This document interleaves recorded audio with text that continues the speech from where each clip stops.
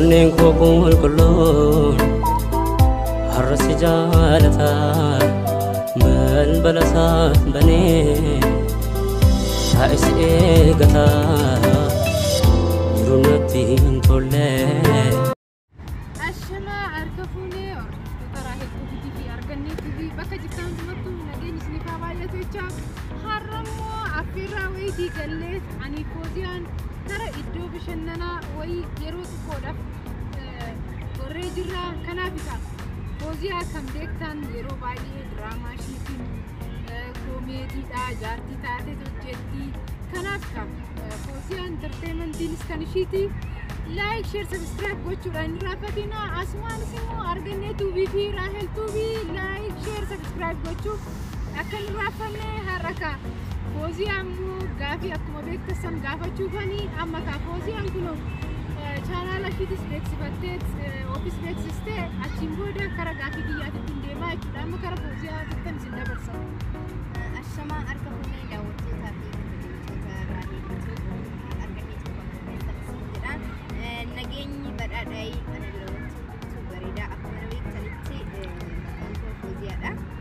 Fooziyaa tokko Fooziyaa argattee jechuu dandeessanii isin jedha. Naguma na jirtanii isin jedha. Ilmaan Oromoo keessan akkam jirtanii isin jedha. Akkuma argitanitti kunoo Raahel waliin iddoo bareedduu sanatti affeerraa wayii baanee asitti gorree jirra. Iddoon kun hedduu namatti tola. Sammuu ofii faaressuudhaaf hedduu nama gammachiisa waan ta'eef viidiyoo sana ilaa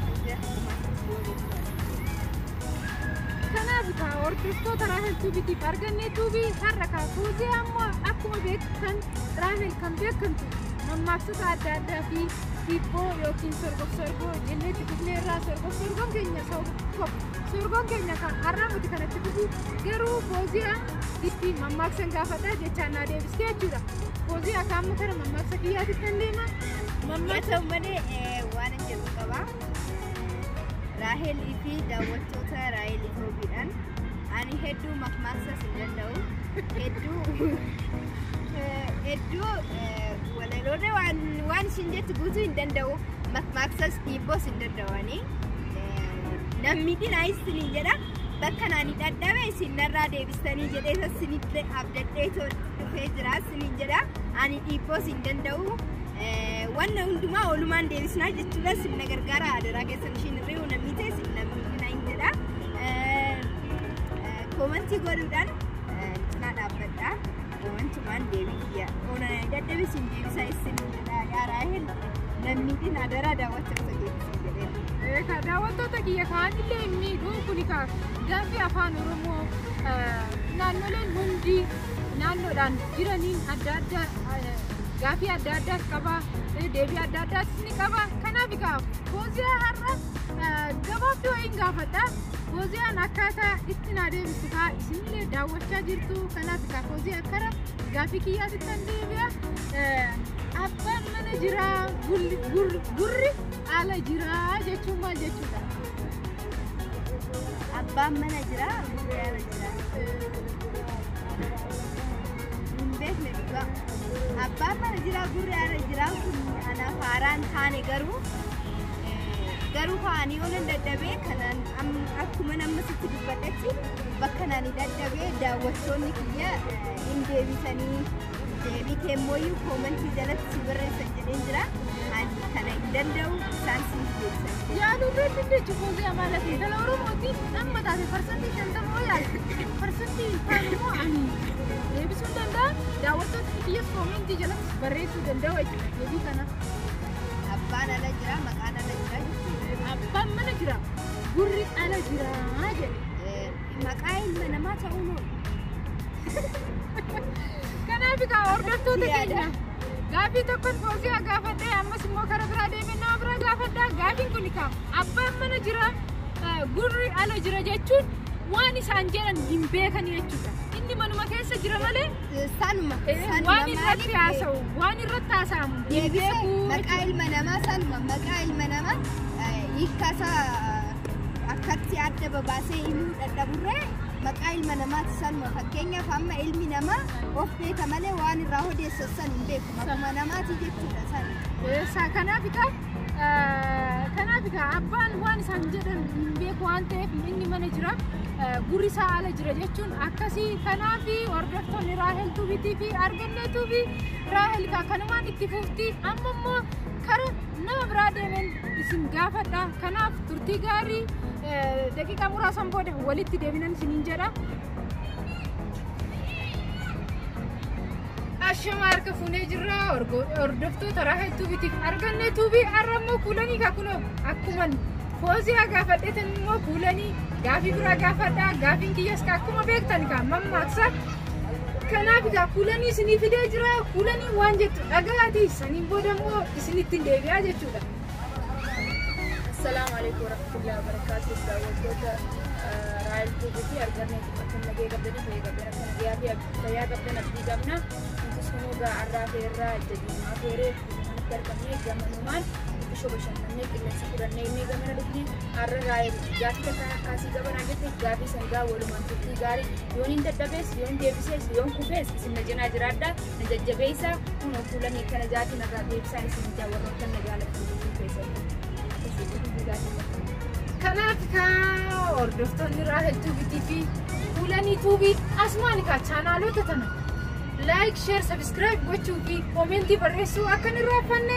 Meeqa kuulanii gaafii ani gaafadhu gaafii ajaa'ibaa gaafii baay'ee namatti tolu mammaaksaa jechuudha. Mammaaksa kiyya sitti bu'e kuulanii gaafiin kiyya akkana jedha.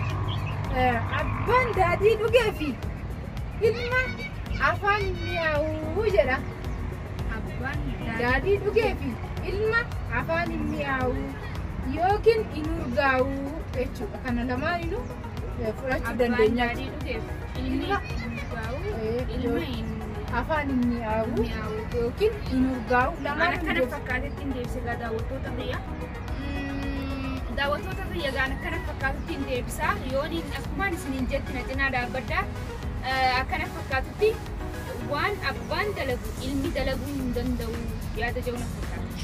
Ayiwaa kanaaf seeraan deebisteerti sirriidha. Abbaan gaarii ta'ee fi ilmi abbaan tokko gaarii ta'eef ilminis gaarii ta'uu hin danda'u. Ilmi gaarii ta'eef abbaan gaarii ta'uu hin danda'u. Akkasuma kanaaf kuulanii nama kun akkasitti naa deebistee kanaaf kuulaniidhaaf immoo gaafii tokkoon dabalaa jechuudha waan deebisteef jechuudha. Oduudhaaf deematti tola garuu ishiin abshaala waan taateef na caalteerti. Kanaaf aaratan gaafii biraatti deebisaa jira. Kanaaf dhageeffadhu kuulanii. Ulee fi dubbiin gabaabduu wayyaa jedhe Oromoon. Meeqa akkamitti naa deebistaa amma kana? Ulee fi dubbiin gabaabduu wayyaa. Dubbii guddachuurra dubbii guddachaa oolurra haasawaa ooluuf faayidaa hin qabdu. Hanga waan takkaa yoo waa xiqqishoo gooteef yoo waan hedduu goote namatti hin tolu. Saniifuu dubbiinis xiqqishoo yoo haasawu hanga xiqqaa bareedaa haasawuu wayya malee hanga guddaa boqota haasawurra hanga xiqqaa wayyaa jechuudha. Ayiwaa kana deebistee uleen oole. Akkasuma uleen dubbii fi uleen gabaabduu wayyaa jedhe kan dubbii deebiste kan ulee oole. Kan uleetis maal ta'a?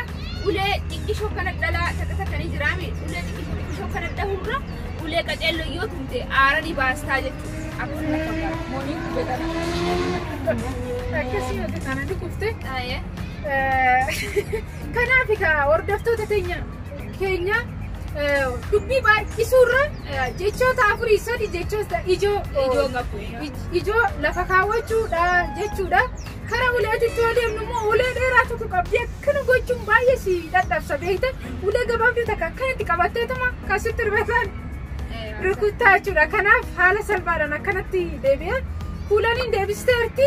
Kanaaf baay'ee galatoomtu hordoftoonni Raahel Tuubiitii fi Arganneetuu fi gaafiin kiyya akkanumatti itti fufa. Kanaaf like, share, subscribe gochuu akka hin irraanfanne nu jajjabeessu sin irraanfatiinadha. Kana taansee yaada gabaabaan qaba. Maaliif yaada gabaabaan ani qabu ijoolleen Oromoo artiistotas ta'a namoota viidiyoo hordoftanis ta'a ijoollee Oromoo hundaaf subscribe chaanaala haararra yoo argitan subscribe isaanii 200 akka hin jiru amma chaanaalli Oromoo baay'ee bal'achaa jira.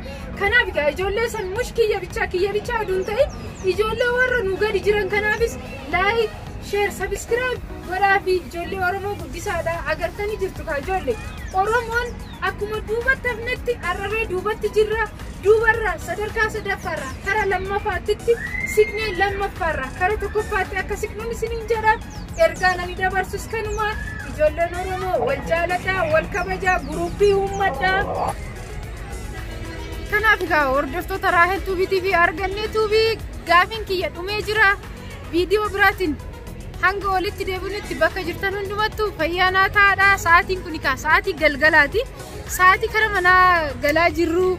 Kanaaf egaa bakka tokkotti Fooziyaa fi Kuulanii wajjiniin turtii gaarii dabarsine. Namoonni biraatis hin jiru. Isaan irraa kan viidiyoo fuune malee har'a affeerraa namaatirra turre affeerraa Jadiid Tuubii asumaanis Jadiid Tuubii like share subscribe godhaadhaa. Arfan qalloo Tuubiinis kan isaati. Kanaaf egaa sagantaa fixnee jirra. Sagantaan keenyas asuma irratti dhumee sababeeffanneet kaa affeerraa isaa sababeeffannee gadi baane viidiyoo kana gaafii kana sin ijoollee tana gaafadhe viidiyoo kana sin dabarse viidiyoolee biraatiin hanga haalli isaan mijaa'ee ni beektu. Amma Oromoon waan jeeqamaa jirti. Namni illee viidiyoo sirriitti ilaalaa jiru yeroo viidiyoon ilaalamuu eegaletti waraabee gaafilee adda addaa gaafilee afaan Oromoo gaafilee aadaa Oromoo calaqqisiisan hunda isin gaafilee akkanaa isiniif dhiyeessa. Hordoftoonni kiyya bakka jirtan hundumattuu nagaan naaturaa isiniin jaaladha. Warri like subscribe godhin foottaan isiniin jedha. Anaa dhufu balballi koo banaadha. Viidiyoo biraatiin hanga walitti deebinutti fayyaa naataa isiniin jaaladha. Horaa bulaa isiniin jechaa jira ka. Nagayatti baay'ee isiniin jennee jirra. Subscribe like share godhu hin dagatinaa. Nu jajjabeessaa koomentiidhaan.